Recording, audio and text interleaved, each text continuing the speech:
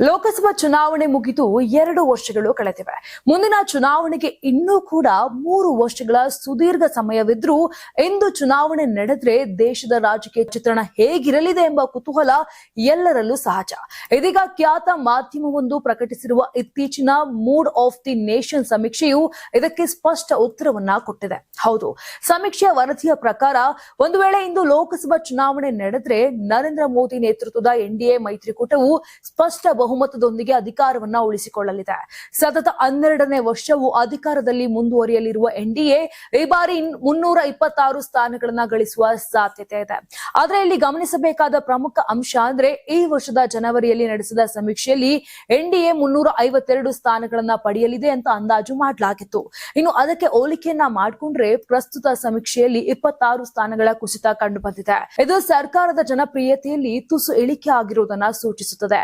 ಇನ್ನು ಮೋದಿ ಮತ್ತು ಅಮಿತ್ ಶಾ ಅವರು 2024ರ ಚುನಾವಣಾ ಪ್ರಚಾರದ ವೇಳೆ ಘೋಷಣೆ ಮಾಡಿದಂತ 400 ಪಾರ್ ಗುರಿಯಿಂದ ಈ ಅಂಕಿಅಂಶಗಳು ದೂರವಿದ್ದರೂ ಮತದಾರರ ವಿಶ್ವಾಸ ಇನ್ನು ಎನ್ಡಿಎ ಮೇಲಿದೆ ಎಂಬುದನ್ನ ಈ ಸಂಖ್ಯೆಗಳು ಸಾಬೀತುಪಡಿಸುತ್ತವೆ.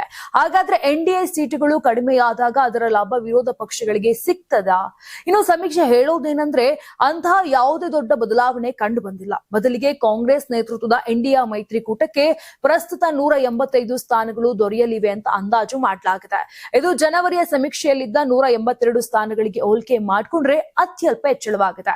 ಆದ್ರೆ 2024ರ ಲೋಕಸಭಾ ಚುನಾವಣೆಯಲ್ಲಿ ಇಂಡಿಯಾ ಬ್ಲಾಕ್ ಗಳಿಸಿದ್ದ 234 ಸ್ಥಾನಗಳಿಗೆ ಹೋಲಿಕೆ ಮಾಡಿಕೊಂಡ್ರೆ ಇದು ಗಮನಾರ್ಹ ಕುಸಿತವಾಗಿದೆ.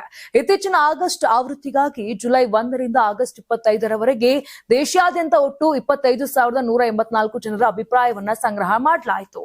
ಯುವ ಮತದಾರರ ಅಥವಾ ಜೆನ್ಜಿ ವರ್ಗದ ಸವಾಲುಗಳನ್ನು ಎದುರಿಸುತ್ತಿರುವ ನಡುವೆಯೂ ಕೇಂದ್ರ ಸರ್ಕಾರದ ಮೇಲಿನ ಸಾರ್ವಜನಿಕ ನಂಬಿಕೆ ಹೇಗಿದೆ ಎಂಬುದನ್ನ ಈ ಸಮೀಕ್ಷೆ ಆಳವಾಗಿ ವಿಶ್ಲೇಷಣೆ ಮಾಡಿದೆ ಅಂತ ಹೇಳಲಾಗ್ತಿದೆ.